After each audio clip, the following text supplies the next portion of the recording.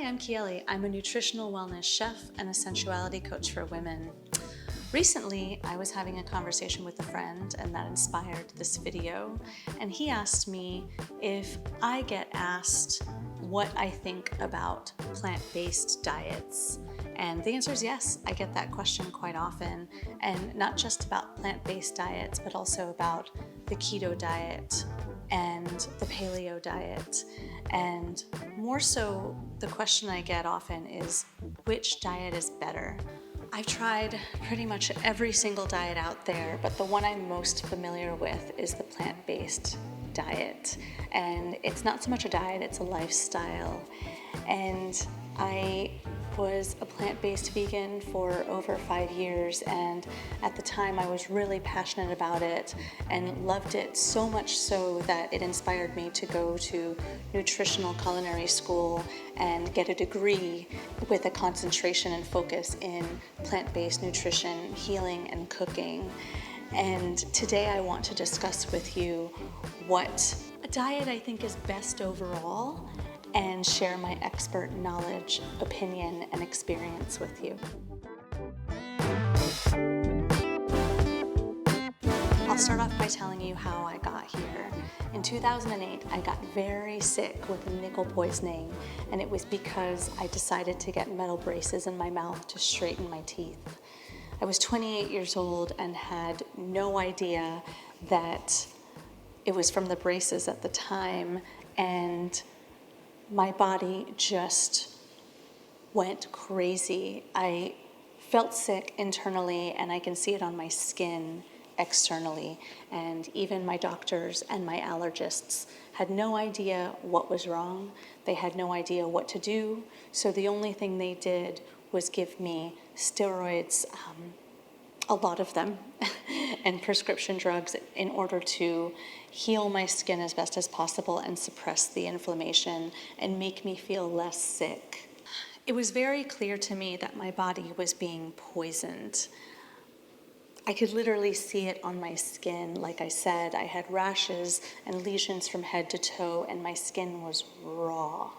I was experiencing twitching from the metal in my body, and it was affecting my nervous system, and that was very obvious. It was messing with my basic abilities to work, to sleep, to just be. I was very uncomfortable. I gained over 15 pounds, probably 20 pounds from the steroids. And if you've ever taken prednisone before, you know what those effects are. And I looked bloated, I looked swollen, my skin was coming off, I looked terrible, and I was totally unhappy. 7 months later, thankfully, with the help of a friend of mine, I figured out what was wrong with me, immediately got the braces out, and although I felt a little bit better, I wasn't anywhere near being better. So, although the doctors and allergists told me to stick with the prescription drugs, I decided to try a different route and figure out how I can clean myself and my body out naturally. Veganism and plant-based lifestyles were just starting to become popular. I remember reading Michael Pollan's book, The Omnivore's Dilemma, as well as the book, The China Study by Dr. Colin Campbell, and was really taken back by how food and healthy living could do wondrous things for you if you focus on it and if you allow it to. And at that point, my body was screaming for help. My skin from head to toe was red, peeling off, very rashy, and the lesions were really painful. So at that point, I wanted to try everything, and it was very obvious that my body needed some cleaning from the inside out. And at that point, I was already feeling depleted and like I had no options. So why not try something a little unconventional and really focus in on it intentionally and have one goal: to get clean. It took me a whole year to clean my body out. I started by eliminating foods pretty slowly. So I started with processed foods, anything in a can, a bag, or a box. I then went on to meats, and then I went on to dairy, and then I went on to fish, until I was fully plant-based.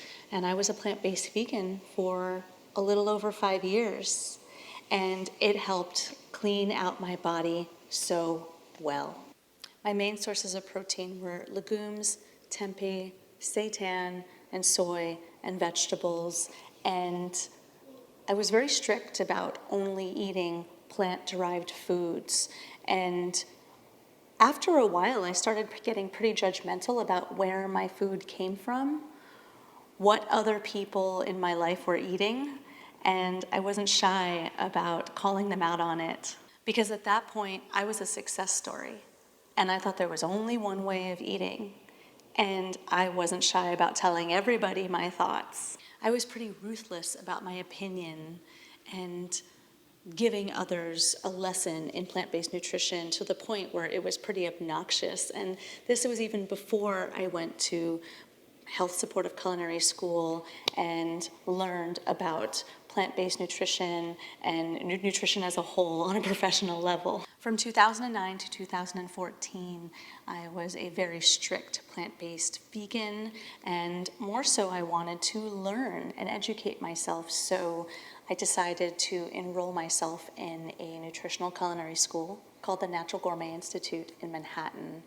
I figured, well, let me learn about nutrition on a professional level and at the same time learn how to cook professionally. And I figured I'd kill two birds with one stone. I learned so much at the Natural Gourmet Institute. It was one of the best decisions of my life that led me into my current career. From professional cooking education to whole food nutrition to Eastern medicine and Ayurvedic principles to the medicinal properties of food, herbs, and spices, to understanding how to develop health plans and meal plans, and most importantly, how foods can cure and prevent diseases like diabetes, cancer, heart disease, high blood pressure, cholesterol, anxiety, candida, Hashimoto's. All the information was so rich, and it was beyond everything that I've researched on my own on the internet. But getting to the point of this discussion, it is not about plant-based diets and why they're amazing for you. This is really about understanding the power of food and healing and what works for you. The world is constantly moving and changing, so we are constantly moving and changing. To think that there's one way of eating for your entire life is absolutely not the truth.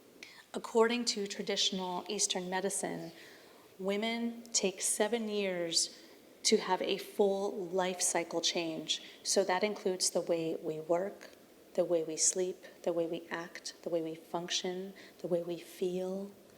Everything about it, from the way we digest, everything changes. For men, it's every 8 years. Because change is the only constant in the world, so we automatically change with it. And the truth of the matter is, eating one way is totally extreme. And I'm not saying that all the diets out there aren't good for you. There's scientific evidence that a plant-based diet is good for you, that a keto diet is good for you, that a paleo diet is good for you. Trust me, I understand. I benefited from a plant-based diet for many, many years.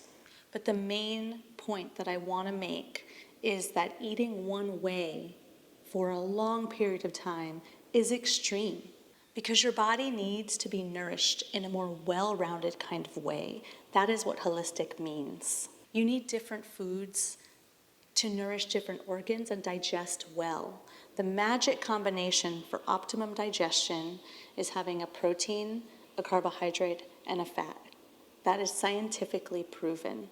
And in order to be healthy, you need to have optimum digestion, period. It's as simple as that. If you stick to one way of eating for a long period of time, it could affect your digestion. So eating only one way and not incorporating a variety of foods could lead to so many problems, like constipation, bloating, inflammation, bad skin, mood swings, and fatigue and depletion of energy, to the point where you won't know what's wrong and you'll be so desperate to figure out what more you can do. So before you claim that one way of eating is the best for the rest of your life, consider a few things. I recommend, instead of focusing on a diet and a lifestyle, I would focus more on nourishing your energy system. In traditional Eastern medicine, the energy system is primary. It rules the body. I know so many people who have said that they want and crave more energy in their life. Well, focusing on your energy system may be the shift that you need. It's about understanding what foods do, and most of all, can do for your body. So asking yourself, how do green vegetables make you feel? How do legumes make you feel? Do they boost you up or do they bloat you? What about fruit? Does it make you feel energized or does it make you feel tired? What about grains? Do you digest them well or don't you? Do they make you feel bloated or do they make you feel amazing? Everyone is different and there is no one diet. Take the time to listen to how your body feels and take the time to understand what your deep cravings are telling you and observing your energy levels so you know where they come from. Listen, there's so much health information out there. I've heard everything from fruit is bad for you to stop exercising and just eat fat. And again, all of them are valid for some people. But again, the reality is there's no one way of eating ever. I recommend taking your blood type and genetics into account. When I was in nutrition class, my instructor asked me what my blood type was, and I told him I was an O positive. And he looked at me and he said, and you're a vegan? And I said, yeah, proudly. And he looked at me and he was like, nah, you little meat eater. You're gonna get back on it, trust me. I was so taken back, like almost offended, but really curious as to what he was talking about. The more I learned about whole foods, and mind you, meat is a whole food, the more I learned that it's about understanding what foods are digestible for you. Because I'm from a tropical island, my ancestors ate fish, other proteins, tropical fruit and vegetables, and seaweeds, and that's what I do the best on. I don't do well on grains, I don't do well on dairy, I don't do well with some nuts and legumes. And now, even though I don't do well with those foods, I still eat them, but in moderation. Everything should be eaten in moderation. However, when I cook grains and legumes, I make sure to cook them in a way that's digestible for me. So for example, adding a piece of kombu when I boil legumes and I boil grains adds back in the amino acids that I need to help them digest better in my body.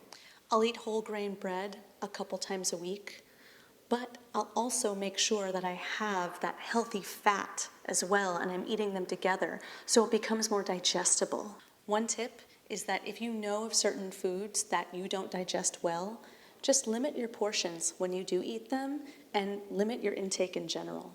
And I'll still eat other foods because I know it's giving me the vitamins and the nutrients and the minerals that my body needs. I also believe that eating meat every once in a while is good for you, especially if you get good quality, ethically raised meats. It's especially good for people who are constantly cold, who have anemia, and who have trouble digesting. If you've been a vegetarian for many years and you have trouble digesting and eliminating waste, try eating meat a couple times a week. I promise you it will help with your digestion. Another misconception is that if you diet, you should be thin, which means healthy. But let me tell you, just because you're thin does not mean you are healthy. Unfortunately, that is just not the truth. When I was a plant-based vegan, I lost a lot of weight, mostly muscle mass. I thought I was healthy because I was thin and my skin cleared up and I felt good, even though, now that I think about it, I remember being moody, scatterbrained, unfocused. I got my vitals checked one year and my cholesterol and my blood pressure checked out perfectly. But my BMI was at a 17%. I couldn't believe it. That meant I was severely underweight, and that could do some serious damage to my body. I realized I wasn't giving myself the nourishment that my body needed, and I was literally starving myself from the inside out. And my body was eating up more of the muscle mass because I had no more stored fat. And by the way, a healthy BMI for women is anywhere between 20% and 24%. So being at a 17 I was drastically thin. How could I claim that plant-based nutrition was healthy for me at this point when I was depleting myself of the nourishment that I needed? I started incorporating meats and different proteins into my lifestyle, and more so, I started eating more varieties of foods. Once I learned how different foods can nourish different organs, my energy level picked up. I looked better, I felt better, my cheeks were rosy again. I felt joyous, and I felt happy, and I felt healthy. I started focusing on well-rounded nutrition and a holistic lifestyle. I think it's important to include your lifestyle and environment into your eating habits. So ask yourself, what type of city do you live in? Do you experience a lot of noise or a lot of light? Is it too much stimulation or too much pollution? These are environmental pathogens. How often do you get into nature and get grounded? Do you live in a hot city or a cold city, or one where you experience all 4 seasons? What types of foods do you have access to that are grown locally? How often do you move your body? Once a day, a couple times a week, or never at all? Do you sleep for 7 to 8 hours regularly? Taking all of these things into account and eating a variety of foods will help you digest well, give you better balanced energy, and also help you build immunity to deal with the environmental pathogens and the pollution and everything you experience in life. But no matter what, eat what's in season and eat what is grown around you. So even if you're living in a tropical place, take the time to eat local produce, eat lots of fruit and vegetables, and eat what's available. So for example, if you work out a lot and you live in a really hot city, make sure to eat lots of lean protein, but at the same time, eat cooling vegetables to cool your system. So tons of leafy greens, cucumber, celery, these things will cool your system. I hope you found this video to be helpful. Thank you so much for watching. If you did, click like and subscribe to my channel for more content like this. If you're trying to figure out what to eat and what lifestyle works best for you, I recommend to listen to your body as much as possible. Train yourself to listen to your body. It takes practice. Also, eat everything in season and eat in moderation. And don't be so hard on yourself. Eat whole, natural, organic foods as much as possible. Cook as often as you can. And always have love, peace, and compassion and nourishment at the forefront of your mind. Take care and be well.